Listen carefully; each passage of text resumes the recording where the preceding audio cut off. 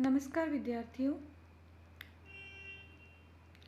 कृदंत प्रकरण भाग 2 में आज हम कुछ नए प्रत्ययों के बारे में पढ़ेंगे। पिछले वीडियो में मैंने आपको बताया कि यह आपके द्वितीय प्रश्न पत्र में है, किंतु मैं अपनी भूल सुधार करना चाहूँगी यहाँ पर। यह आपके प्रथम प्रश्न पत्र का ही अंश है। प्रथम प्रश्न पत्र में आपके सिर्फ एक ही पुस्तक है और वह है अभिज्ञान शाकुंतलम कालिदास कृत नाटक। इस नाटक के आधार पर ही आपके इस पाठ्यक्रम में प्रत्यय, अलंकार, छंद इत्यादि अंश दिए हुए हैं। तो अभिज्ञान शाकुंतलम में आए हुए शब्दों के हिसाब से ही आपसे प्रत्यय आधारित प्रश्न पूछे जाएंगे।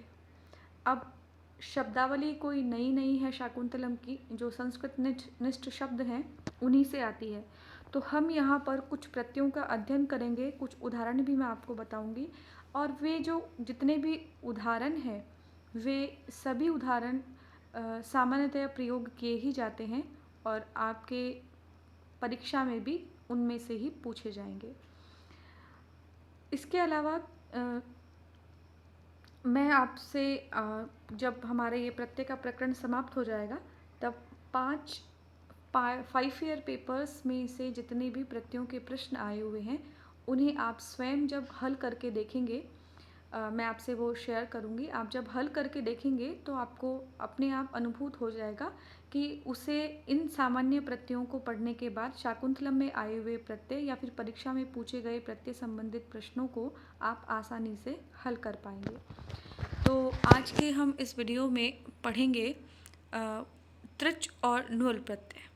आपकी जानकारी के लिए मैं बता दूं कि आपकी परीक्षा में आपके पाठ्यक्रम में जो प्रत्यय है वो केवल तृच प्रत्यय है और नुल प्रत्यय आपके पाठ्यक्रम में नहीं है, किंतु हम यहाँ पर दोनों को साथ साथ पढ़ेंगे। उसके पीछे कारण ये है कि पाणिनि अष्टाध्यायी में सूत्र दोनों का ही एक साथ लिखा हुआ है। तो इसका सूत्र है नुल तृचौ। नुल और तृच प्रत्यय होते हैं। किससे होते हैं? धातुओं से होते हैं। क्यों ये धातुओं से होते हैं? क्योंकि हमने कृद अतिंग सूत्र पढ़ा है कि तिंग से भिन्न प्रत्यय कृत्य होते हैं, और धातु सूत्र से हमने ये पढ़ा कि ये सभी धातुओं से लगाए जाते हैं। अब इनका प्रयोग कहाँ किया जाता है? तो कर्तरीकृत सूत्र के द्वारा ये प्रत्यय जितने भी हैं ये कर्ता के अर्थ में होते हैं। कर्ता के अर्थ में होने से मतलब इनसे जो प्रयोग किए जाते हैं वो कर्तृवाच्य में ही प्रयोग किए जाते हैं, कर्मवाच्य में इनका प्रयोग नहीं किया जाता है। तो कर्ता अर्थ में होंगे। शब्द कैसे बनेगा? क्री धन नुल। क्री और नुल में से, ये तो सिर्फ आपको समझाने के लिए जो कि आपकी परीक्षा में नहीं है, लेकिन फिर भी इस प्रकार के प्रत्यय आपको आने ही चाहिए, ये ज़रूरी होते हैं। इनसे अध्ययन करना और किसी भी संस्कृत की पंक्ति को समझना आसान हो जाता है। तो नुल प्रत्यय में से लकार की संज्ञा होती है हलंत्यम सूत्र से, णकार की संज्ञा होती है चूटू सूत्र से, और उसके बाद बचता है वो।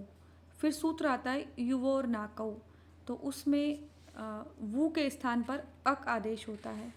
अब क्री से चूँकि इस सूत्र में ण की संज्ञा हुई है, इसीलिए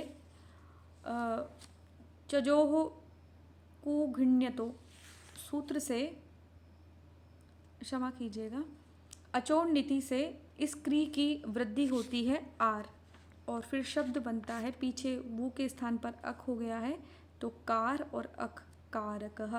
कारक का अर्थ होता है करने वाला, तो ये कर्ता अर्थ में प्रयोग हो ही गया है। अब आपको जो मूल समझना है वह है तृच प्रत्यय। तृच प्रत्यय में चकार की संज्ञा हो जाएगी हलंत्यम सूत्र से, बचा क्री और त्रि। अब देखिए, शब्द तो मैंने यहाँ पे कर्ता लिख दिया है, लेकिन मूल में यह शब्द कर्ता नहीं बनता है। मूल में यह शब्द बनता है कर्तरी। कर्तरी शब्द की प्रथमा विभक्ति एक वचन में जो रूप बनता है वह बनता है कर्ता। फिर आगे इसके रूप चलते हैं कर्ता, कर्तारौ, कर्तारः। आपको घबराने की बिल्कुल ज़रूरत नहीं है।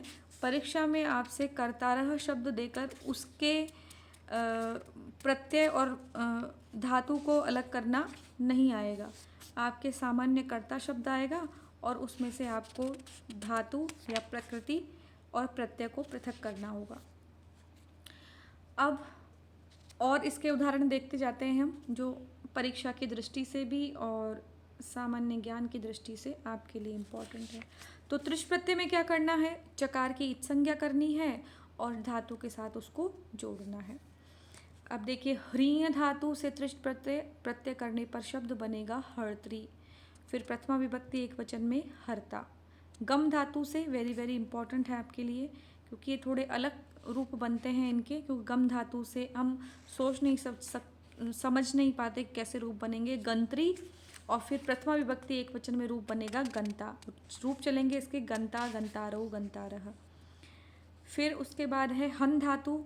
हन धातु से शब्द बनेगा त्रिश प्रत्यय करने पर हंत्री और उसके बाद में हंता। अब आपसे परीक्षा में गंता पूछा जाएगा, तो गंता का फिर आपको प्रकृति बतानी है गम धातु और प्रत्यय बताना है त्रिच प्रत्यय। आपसे हंत्री, गंत्री, पक्त्री, ये जो इधर शब्द लिखे हुए हैं, जो मूल शब्द बनते हैं, ये आपसे परीक्षा में नहीं पूछे जाते हैं अधिकतर। भुज धातु से भोक्त्री, पच धातु से पक्त्री, स्तु धातु से त्रिच प्रत्यय करने पर स्तोत्री, प्रथमा विभक्ति एक वचन में स्तोता, ये शब्द आपने बहुत सुना होगा। भोक्ता, ये शब्द भी बहुत सुना होगा आपने। श्रु धातु से त्रिच प्रत्यय, ये इंपॉर्टेंट है आपके लिए, श्रोत्री, और प्रथमा विभक्ति एक वचन में श्रोता यानी सुनने वाला। हरता यानी हरने वाला, गंता यानी जाने वाला, हंता यानी मारने वाला, पकता यानी पकाने वाला, भोक्ता यानी भोग करने वाला, स्तोता यानी स्तुति करने वाला, और श्रु धातु से त्रिश प्रत्यय करके बनेगा श्रोता यानी सुनने वाला। अगला है शब्द भिद धातु से त्रिश प्रत्यय, भेत्री बनेगा, प्रथमा विभक्ति एक वचन में भेदता बनेगा, भेदने वाला। अगला शब्द वेरी इंपॉर्टेंट है, ज्ञा धातु से त्रिश प्रत्यय करने पर ज्ञात्री और मूल रूप जो प्रथमा विभक्ति एक वचन का रूप बनेगा ज्ञाता यानी जानने वाला। अगला भी आपके लिए बहुत इंपॉर्टेंट है, अधि उपसर्ग पूर्वक ईंग धातु, ईंग अध्ययने धातु। इस धातु पे ध्यान दीजिएगा, ये धातु हमेशा इस अधि उपसर्ग के साथ ही लगती है, और अध्ययन शब्द जो होता है उसमें मूल धातु तो ईंग अध्ययने ही होती है, ईंग अध्ययने, किंतु यह हमेशा अधि उपसर्ग के साथ ही प्रयोग की जाती है। तो ये जब कभी भी अध्ययन शब्द आए, अध्येता शब्द आए, तो आपको अधि प्लस ईंग इस प्रकार से लिखना आवश्यक है, अनिवार्य है। इसके अभाव में अगर आप इसके बिना केवल ईंग धातु ही लिख देते हैं या केवल अधि उपसर्ग ही लिख देते हैं, तो यह उत्तर गलत माना जाएगा। तो अधि उपसर्ग पूर्वक ईंग धातु से त्रिच प्रत्यय करने पर शब्द बनेगा अध्येत्री, प्रथमा विभक्ति एक वचन में अध्येता, और इसका अर्थ होता है अध्ययन करने वाला। दूह धातु से त्रिच प्रत्यय करने पर दोग्ध्री और शब्द बनेगा प्रथमा विभक्ति एक वचन में दोग्धा यानी दूध को दूहने वाला। दा धातु से त्रिच प्रत्यय दाता, बहुत सुना होगा आपने, ये दान करने वाला या देने वाला। क्री धातु, ये क्री धातु देखिए ऊपर जो कर्ता शब्द बना है वो डुक्रिय करने धातु है यानी करने अर्थ में, और ये जो क्री धातु है क्रीण धातु होती है, ये क्रय विक्रय करने अर्थ में आती है, खरीदने अर्थ में आती है। तो इस क्री धातु से त्रिश प्रत्यय करने पर शब्द बनेगा क्रेता यानी खरीदने वाला। आपने बहुत सुना होगा इस शब्द को, क्रेता विक्रेता। पू धातु से त्रिश प्रत्यय पूय पवित्र अर्थ में आती है, पवित्र और पविता, पविता यानी पवित्र करने वाला। रच धातु से रचयित्री रचयिता, ये शब्द भी बहुत इम्पॉर्टेंट है आपके लिए, रचयिता यानी रचना करने वाला। वह धातु से वोढ़ी और वोढ़ा, वोढ़ा यानी वहन करने वाला। तो ये कुछ इम्पॉर्टेंट महत्वपूर्ण आपको मैंने उदाहरण दिए हैं, इनका भी आप अभ्यास कर लेंगे तो आपके लिए परीक्षा में कठिनाई नहीं होगी। अगला जो प्रत्यय है वह है तक तवतु प्रत्यय। देखिए तक तवतु प्रत्यय भूतकालिक प्रत्यय होते हैं, इसकी संज्ञा करते हैं, लिखते हैं पहले त तवतु निष्ठा। त और तवतु दो हैं, द्विवचन हो गया, इसलिए इस तवतु का जो उकार है वह दीर्घ हो गया। ये उकार बिल्कुल वैसे ही दीर्घ हुआ है जैसे गुरु शब्द के द्वितीय प्रथम पुरुष प्रथमा विभक्ति के एक वचन में गुरु रूप बनता है। गुरु गुरु मात्रा दीर्घ हो जाती है। उसी प्रकार से यहाँ पर भी तकार की मात्रा यहाँ पे दीर्घ हो गई है, जबकि सामान्यतः तवतु शब्द की जो तकार होता है उसकी मात्रा ह्रस्व होती है। चूँकि यहाँ इनको द्विवचन में प्रयोग करना था इसलिए इसकी मात्रा दीर्घ है। तो तब अक्त प्रत्यय और तवतु प्रत्यय निष्ठा संज्ञक होते हैं। यह आपके इन स्नातक की परीक्षाओं में तो नहीं पूछा जाता है, किंतु जो प्रतियोगी परीक्षाएं होती हैं उनमें कई बार पूछा जाता है कि अक्त प्रत्यय त और तवतु प्रत्यय जो हैं इन प्रत्ययों की कौन सी संज्ञा होती है, तो उनकी होती है निष्ठा संज्ञा। अब ये निष्ठा क्या होता है? निष्ठा का अर्थ होता है समाप्ति।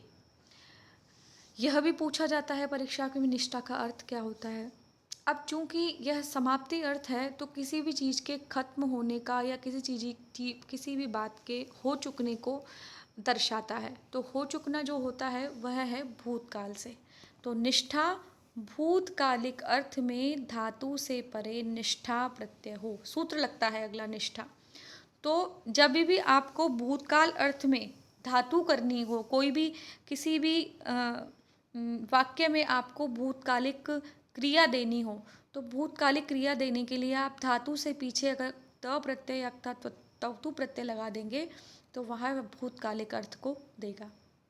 अब एक प्रश्न उपस्थित होता है कि दोनों ही प्रत्यय भूतकालिक हैं, तो दोनों का प्रयोग कैसे सामान्य वाक्यों में हो जाएगा? तब उत्तर है कि नहीं। तो प्रत्यय का प्रयोग होगा भूतकाल अर्थ में भाववाच्य में और कर्मवाच्य में। सूत्र लगता है तयोहो रेव कृत्यक्त खलर्ताः। ये तयोहो यानी वे दोनों, वो कौन कौन से? कृत्य संगत प्रत्यय, त प्रत्यय और खलर्तक प्रत्यय तयोहो उन दोनों में ही होते हैं। किस दोनों में? भाव में और कर्म में।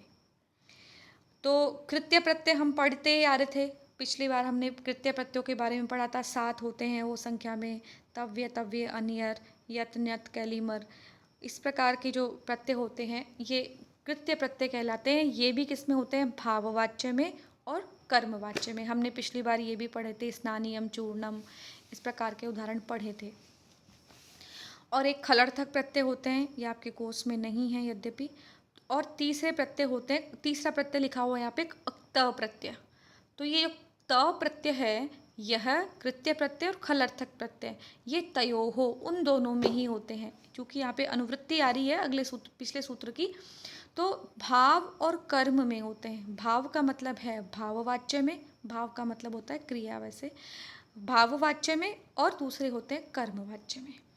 और तवतु जो प्रत्यय होता है वो कर्तरी कर्त सूत्र के द्वारा कर्ता अर्थ में होता है।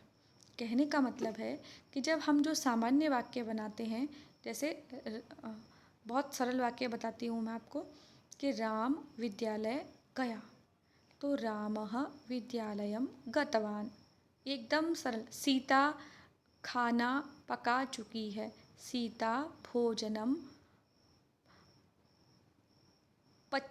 पक्तवती, या सीता विद्यालयं गतवती। तो यहाँ जो है एकदम साधारण वाक्य जो हम पठति चलति वदति बोलते हैं, या रामः पाठं पठितवान, रामः श्लोकम उच्चारितवान। तो जैसे हम सरल वाक्य बोलते हैं पठति चलति वदति, उसकी जगह तवतु प्रत्यय लग जाएगा। ये तो है कर्तृवाच्य। और जब भाववाच्य का प्रयोग करेंगे तो उसमें देखिए, यदि धातु अकर्मक होगी तो त प्रत्यय भाववाच्य में होगा, और यदि धातु सकर्मक होगी तो उसका प्रयोग कर्मवाच्य में होगा। अब इसके उदाहरण देख लीजिए आप। अकर्मक धातु से स्ना धातु जो होती है वो अकर्मक धातु होती है। मया स्नातम, मेरे द्वारा नहा लिया गया है। हस धातु होती है, वह भी अकर्मक धातु होती है, तो मया हसितम, मेरे द्वारा हंसा गया। नित धातु होती है, वह भी ऐसे ही होती है। तो इस प्रकार से जो ये धातुएं होती है जो अकर्मक होती हैं वो क्या, उसमें भी आप त प्रत्यय का प्रयोग कर सकते हैं। जो अकर्मक धातु या भाववाच्य के जो उदाहरण होते हैं वो सरल हैं। उसमें कर्ता से तृतीया विभक्ति आती है और केवल आपको धातुओं का ध्यान रखना पड़ता है। कुछ धातु गिनी चुनी धातुएं हैं जो अकर्मक धातुएं होती हैं। वो धातु का, अगर उस धातु का प्रयोग हो रहा है तो कर्ता से सामान्य रूप से तृतीया विभक्ति लगा दो, और जो आपका क्रिया है जिसमें आपने त प्रत्यय लगाया है उसमें आपको नपुंसक लिंग में उसको प्रयोग करना है। अब त और तवतु प्रत्यय इन दोनों के रूप भी चलते हैं। गतवान, गतवन्तौ, गतवन्तः ये तवतु प्रत्यय का है जो हम आगे पढ़ेंगे। और जो त प्रत्यय है उसके गतः पुल्लिंग में बनेगा, गता स्त्रीलिंग में बनेगा और गतम नपुंसक लिंग में बनेगा। तो गतः शब्द जो है वो पुल्लिंग का है, उसके रूप राम की तरह चलेंगे। रामः, रामौ, रामाः, गतः, गतौ, गताः, पूरे सातों विभक्तियों में रूप चलते हैं।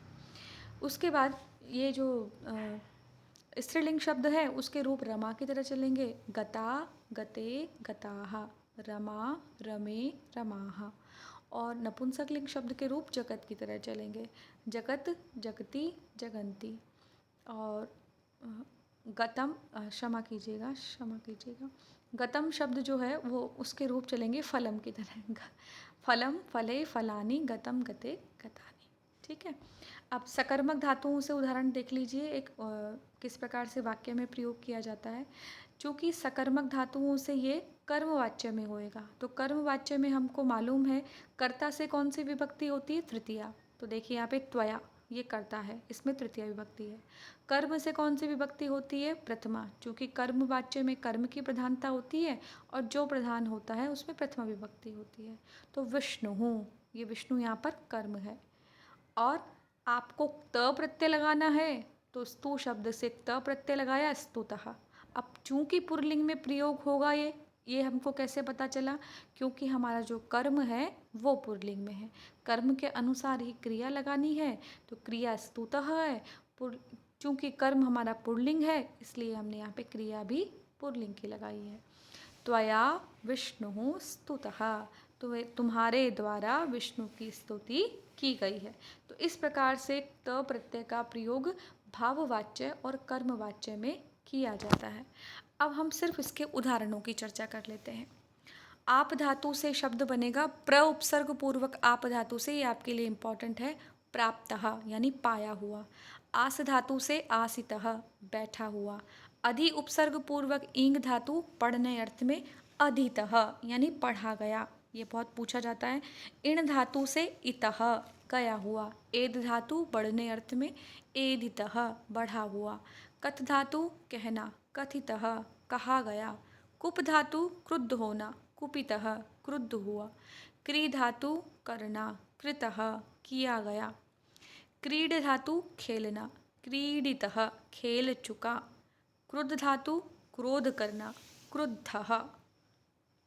ध्यान दीजिएगा इस पे, क्रुद्धः देखने में लगता ही नहीं, कोई प्रत्यय भी लगाया हुआ है, कई बार घई प्रत्यय भी सोच लेते हैं इसमें लोग।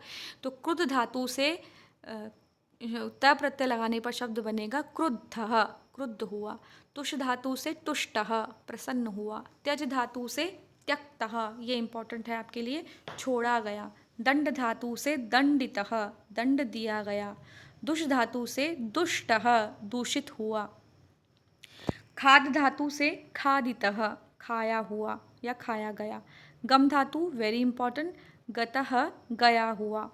गूह धातु से गूढ़ः छुपाया गया। गेय धातु गीतः गाया गया। ग्रंथ धातु गूंथने अर्थ में ग्रथितः गूंथा गया। ग्रह धातु ग्रहण करने अर्थ में, ये वेरी वेरी इंपॉर्टेंट है कंपटीशन एग्ज़ाम के लिए भी, आपकी परीक्षा की दृष्टि से भी ये इसलिए इम्पॉर्टेंट है क्योंकि इसमें देखिए पहले धातु का पता नहीं चलता है, उसमें रेफ जो आया है वो क्रम वाला आया है, क्र में जो होता है ना वो वाला, क्री नहीं है, ये ग्रह धातु है, ग्रीह धातु नहीं है, रिकार नहीं है, इसमें रकार है, रेफ है, सॉरी। ग्रह धातु कैसे लिख रही है इस पे ध्यान देना। और फिर इससे रूप बनता है गृहीतः, यानी रेफ भी चेंज हो जाता है और जो मात्रा है वो दीर्घ आती है। अधिकतर हम देख रहे हैं एदितः में छोटी मात्रा आई, देखिए आप यहाँ पर एदितः में भी मात्रा छोटी है, क्रीडितः में भी मात्रा छोटी है, दंडितः में भी मात्रा छोटी है, खादितः में भी मात्रा छोटी है, ग्रथितः में भी मात्रा छोटी है। लेकिन जो आपका यहाँ पे ग्रहितः है, ग्रहितः में गृहीतः मात्रा बड़ी आ रही है। आप इस पे ध्यान देना, ये परीक्षा में बहुत पूछा जाता है, कंपटीशन एग्जाम में भी पूछा जाता है। तो ग्रह धातु ग्रहण करने अर्थ से बनेगा गृहीतः, ग्रहण किया गया। ची धातु चुनना, चितः चुना गया। जन धातु पैदा करना, जातः पैदा हुआ। जी धातु से त प्रत्यय करने पर शब्द बनेगा जितः, यानी जीता गया। तप धातु से तप्तः तपाया हुआ। त्रि धातु पार करने अर्थ में तीर्णः, पार कर चुका। त्रय धातु पालने अर्थ में भी होती है और एक त्राण धातु होती है, उन दोनों से ही शब्द बनता है त्रातः। त्रातः रक्षा किया गया भी और पाला गया भी। दह धातु जलाना, दग्धः जलाया गया। दूह धातु दुग्धः दोहा गया। मैंने इसमें वही धातुएं शामिल की है जो आपके सामान्यतया पाठ्य पुस्तकों में या इनमें शाकुंतलम जैसे नाटक हैं या फिर और भी कोई आप पुस्तकें पढ़ें उनमें काम आती हैं और परीक्षा में भी पूछी जाती है। और देखिए धा धातु से, ये वेरी इंपॉर्टेंट है, ये मैं आपको अगली वीडियो में बताऊंगी भी कि धा धातु से हितः कैसे बनता है। अगले वीडियो में बताएंगे इसके बारे में हम। धा धातु से हितः, ये भी बहुत परीक्षा की दृष्टि से इम्पॉर्टेंट है, कंपटीशन एग्जाम की दृष्टि से भी। धा धातु से शब्द बनेगा हितः, धा के स्थान पर ही आदेश होता है हितः। पा धातु पीने अर्थ में पीतः, पिया गया। पूज धातु पूजा करने अर्थ में पूजितः। भ्रम धातु भ्रांतः। मृ धातु से मृतः, मरा हुआ। रक्ष धातु से रक्षितः। वस धातु से उषितः। शंख धातु से शंकितः। स्था धातु से स्थितः, ये इंपॉर्टेंट है। नम धातु से नतः। नश धातु से नष्टः। पृच्छ धातु से पृष्टः, पूछा गया। ब्रू धातु से ध्यान दीजिएगा, ब्रू धातु से शब्द बनेगा उक्तः, उक्तः यानी कहा गया। मुच धातु से मुक्तः, छोड़ा गया। युद्ध धातु से युद्धः, ये तो बहुत प्रयोग किया जाता है इसलिए आप इस पे ध्यान दीजिएगा। लब धातु से लब्धः। वृद्ध धातु से वृद्धः, हम तो वृद्ध शब्द का बहुत प्रयोग करते हैं, तो वृद्ध शब्द में वृद्ध धातु होती है बढ़ने अर्थ में और उससे क्त प्रत्यय करके शब्द बनता है बढ़ा हुआ। शांतः शब्द का भी बहुत प्रयोग किया जाता है, मिलता भी है। शम धातु से शांतः और हन धातु से हतः, ये भी वेरी वेरी इंपॉर्टेंट है। हन धातु से जो हतः शब्द बनेगा ये भी बहुत बहुत इंपॉर्टेंट है, बहुत परीक्षाओं में पूछा जाता है। उसका अर्थ होता है मारा गया। तो इस प्रकार से हमने आज एक त प्रत्यय के बारे में देखा। आप इन धातुओं का 2 से 3 बार अभ्यास करेंगे अगर, तो ये आप से इजीली याद हो जाएंगी। इनके लिए बर्डन लेने की ज़रूरत नहीं है आपको। अगले वीडियो में हम त प्रत्यय के बारे में ही चर्चा करेंगे। कुछ विशेष सूत्र लगते हैं, उनसे शब्द कुछ विशिष्ट प्रकार का बनता है, तो हम उसके बारे में चर्चा करेंगे। आज के लिए इतना ही, धन्यवाद।